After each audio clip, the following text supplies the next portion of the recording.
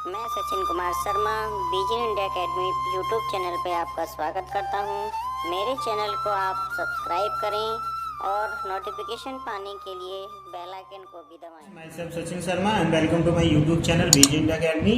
और ये सीरीज चली थी 12th NCERT मैथमेटिक्स की। मैं आपको चैप्टर नंबर 5 लिमिट और कंटिन्यूटी और डिफरेंशियलिटी पढ़ा रहा था। ये सातत्य और अवकलनीय था। सातत्य वाला चैप्टर टॉपिक मैंने कंप्लीट कर दिया था। अब हम चैप्टर नंबर 5 में अवकलन पढ़ने वाले हैं। और अवकलन के मैंने कुछ फॉर्मूले आपको आइलेट के अकॉर्डिंग जितने भी आपके 5 टाइप के फंक्शन होते हैं उनके फॉर्मूले मैंने प्रथम सिद्धांत से प्रूव करा दिए हैं। आप पिछली वीडियो मेरे डिस्क्रिप्शन बॉक्स में जो लिंक दिए हैं वहाँ से देख सकते हैं। ठीक है, तो चलिए आज हम कुछ मोस्ट इंपोर्टेंट फॉर्मूले पढ़ेंगे जो हमें डायरेक्टली फंक्शन में अप्लाई करने हैं और उसके कुछ कॉन्सेप्ट को भी समझते चलेंगे। ठीक है, तो सम फॉर्मूले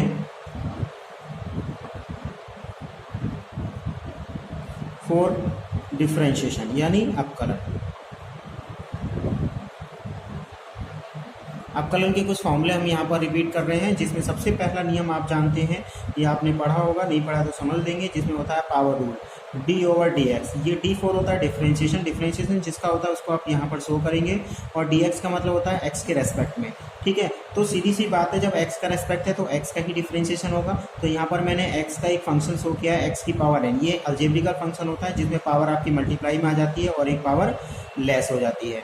लेकिन वास्तव में रूल क्या होता है, इसके अंदर जो फंक्शन है जिसपे हमने पावर रूल अप्लाई किया उसके अंदर वाले फंक्शन का भी अवकलन होता है, लेकिन dx/dx दिखाने की वजह से उसका मान क्या हो जाता है, 1 हो जाता है। इसलिए हम nx की पावर n-1 ही लिखते हैं। तो हमेशा याद रखेंगे जब भी हम पावर रूल अप्लाई करेंगे किसी भी फंक्शन पे, ठीक है, और आपको पावर यहाँ पे दिख रही है 4, तो 4 पावर मल्टीप्लाई में आ जाएगी और एक पावर लेस हो जाएगी 3। लेकिन वास्तव में जिसकी पावर 3 है, जिसपे हमने पावर रूल अप्लाई किया, उसका डिफरेंशिएशन भी मल्टीप्लाई में आता है, लेकिन वो 1 हो जाता है, इसलिए हम उसको शो नहीं करते हैं। ठीक है, तो इससे पता चल रहा है कि x का जो डिफरेंशिएशन होता है x के ही रेस्पेक्ट में वो 1 होता है।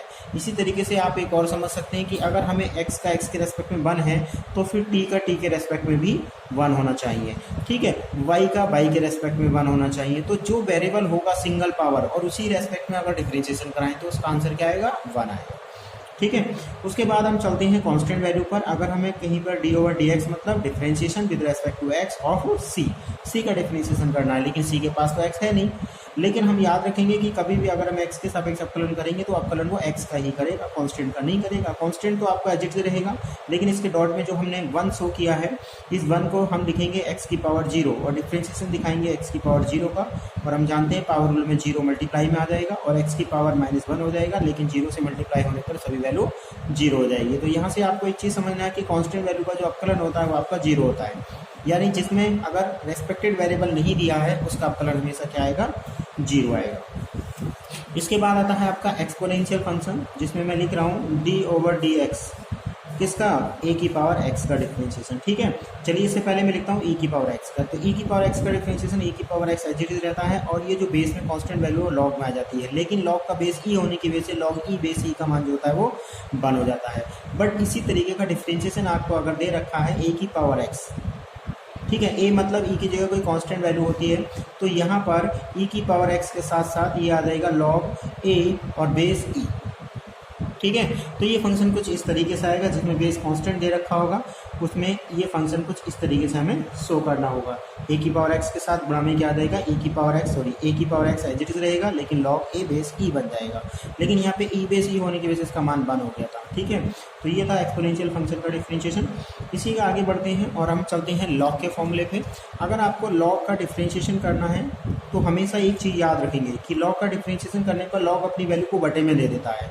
मान लो अगर लॉग के पास केवल x है तो 1/x हो जाएगा, और इनटू में x का ही डिफरेंशिएशन x के रेस्पेक्ट में 1 होता है, तो इसे हम यही छोड़ देंगे। लेकिन अगर कहीं पर आपको लॉग का डिफरेंशिएशन करने के लिए लॉग के अंदर कुछ वैल्यू दे रखी है, जैसे कि sin x, ठीक है, तो सबसे पहले हम लॉग का डिफरेंशिएशन करेंगे। तो लॉग का डिफरेंशिएशन क्या होता है, लॉग अपनी वैल्यू को बटे में दे देता है, यानी 1/sin x। तो ये तो लॉग का डिफरेंशिएशन हो गया, लेकिन मल्टीप्लाई में साइन का डिफरेंशिएशन भी आएगा। ये अभी हम आगे पढ़ेंगे। ठीक है, जिसे हम क्रमागत अवकलन भी कहते हैं, या फिर संयोजन, फंक्शन का संयोजन है। एक फंक्शन के अंदर जब दूसरा फंक्शन लिखा जाता है तो उसे हम संयोजन यानी कंपोजिशन ऑफ द फंक्शन बोलते हैं। ठीक है, इस टाइप के फंक्शन का डिफरेंशिएशन भी हम आगे पढ़ेंगे। तो उसके बाद हम लॉग का डिफरेंशिएशन पढ़ लिया। इसके बाद अब हम आते हैं ट्रिग्नोमेट्रिकल फंक्शन पे। ट्रिग्नोमेट्रिकल फंक्शंस में हमारे पास कौन कौन से रेशियोज होते हैं, 5 रेशियो होते हैं, जिसमें सबसे पहले मैं लिख रहा हूँ साइन और x इसलिए लिखा है क्योंकि मैं x की ही रेस्पेक्ट में डिफरेंशिएशन इसका लिखने वाला हूँ।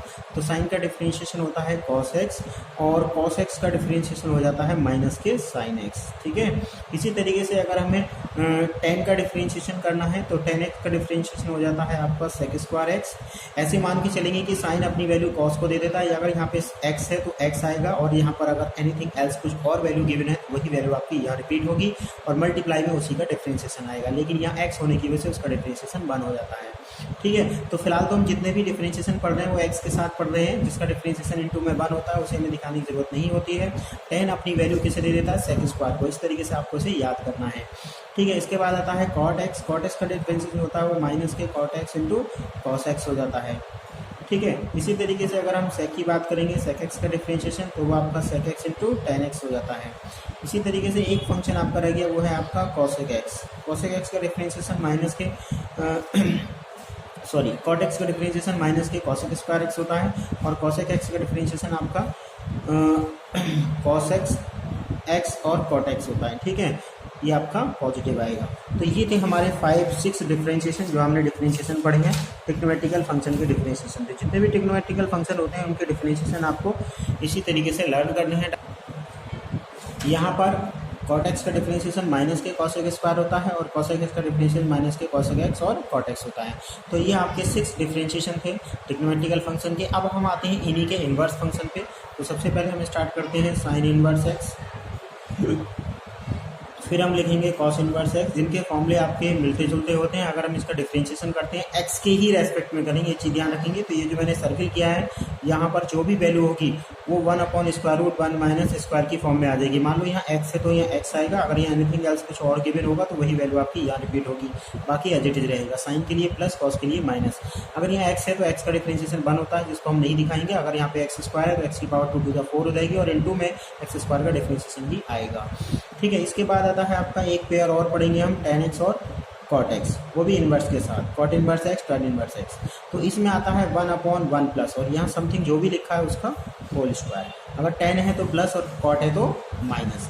इसके बाद नेक्स्ट आता है आपका sec और cosec। ये दोनों पेयर में चलते हैं, इनके जो डिफरेंशिएशन होंगे वो दोनों एक जैसे होते हैं। जैसे कि सबसे पहले मैं लिख रहा हूँ sec इन्वर्स x। ठीक है, तो sec इन्वर्स x का जो डिफरेंशिएशन होता है वो आपका 1/x square root x square minus 1 होता है। अगर हम इसी में cosec इनवर्स x का डिफरेंशिएशन लर्न करें तो वो माइनस हो जाएगा और sec का जो होगा प्लस होगा। तो इस तरीके से आपके 3 डिफरेंशिएशन होते हैं, 3 से 3 दूनी 6 हो जाते हैं। अगर प्लस में लिखेंगे तो साइन tan और sec के बनेंगे और अगर आप माइनस में लिख देंगे तो साइन से cos बन जाएगा, tan से cot बन जाएगा और sec से cos इनवर्स बन जाएगा। ठीक है, तो ये थे इनवर्स फंक्शन के डिफरेंशिएशन।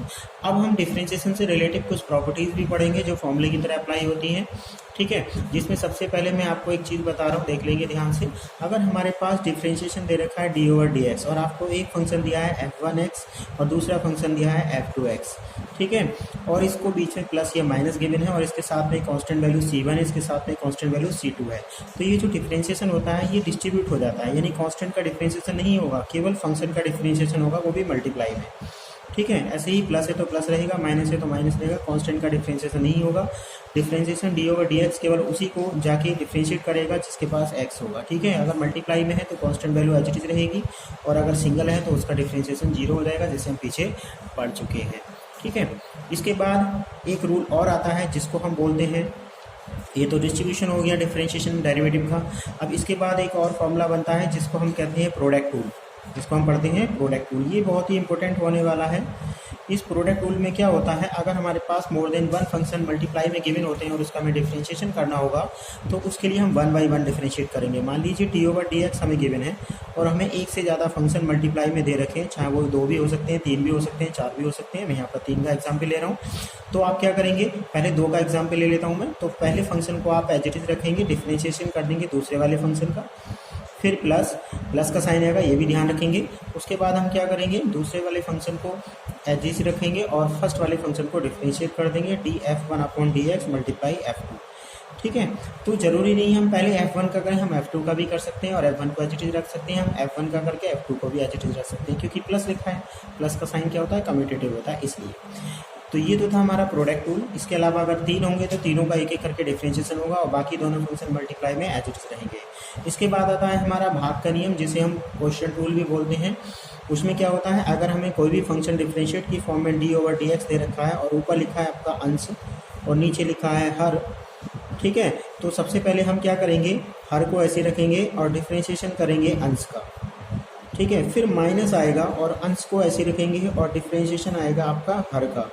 फिर उसके बाद बटे में आएगा आपका हर का होल स्क्वायर, यानी न्यूमरेटर और अपॉन डिनोमिनेटर। डिनोमिनेटर आपका एज इट इज रहेगा, न्यूमरेटर का डिफरेंशिएशन होगा। फिर माइनस, न्यूमरेटर ऐसे ही रहेगा, डिनोमिनेटर का डिफरेंशिएशन होगा। बट यहाँ पर माइनस आता है, यहाँ पर आप चेंज नहीं कर सकते। पहले डिनोमिनेटर एज इट इज रहेगा और न्यूमरेटर का ही डिफरेंशिएशन होगा, ये ध्यान रखेंगे।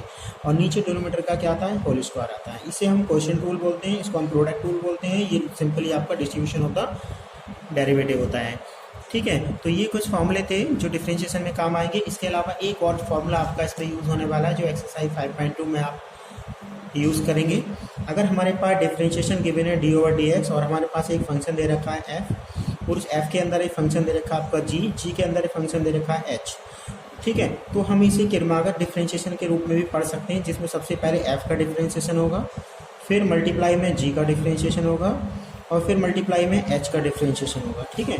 इसे पढ़ते हैं हम फंक्शन के अंदर फंक्शन। मान लीजिए कहीं पर आपका f का मतलब लॉग है और लॉग के अंदर आपका साइन है और साइन के अंदर आपका एक्स स्क्वायर है, तो यहाँ पर f का मतलब है लॉग। तो लॉग का डिफरेंशिएशन मतलब लॉग अपनी पूरी वैल्यू को डिवाइड में यानी बटे में दे देगा।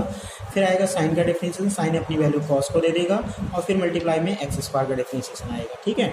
तो चलिए, ये तो थे फॉर्मूले। अब हम एक्सरसाइज नंबर 5.2 की क्वेश्चंस पे पहुँचेंगे, जो आपकी नेक्स्ट वीडियो होगी। तो इस वीडियो में केवल हम फॉर्मूलों को ही रहने देते हैं। नेक्स्ट वीडियो आप जरूर देखें, जिसमें एक्सरसाइज 5.2 को बहुत में इजी तरीके से इन्हीं फॉर्मूलों के बेस पर आपको सॉल्व करा के दिखाऊंगा।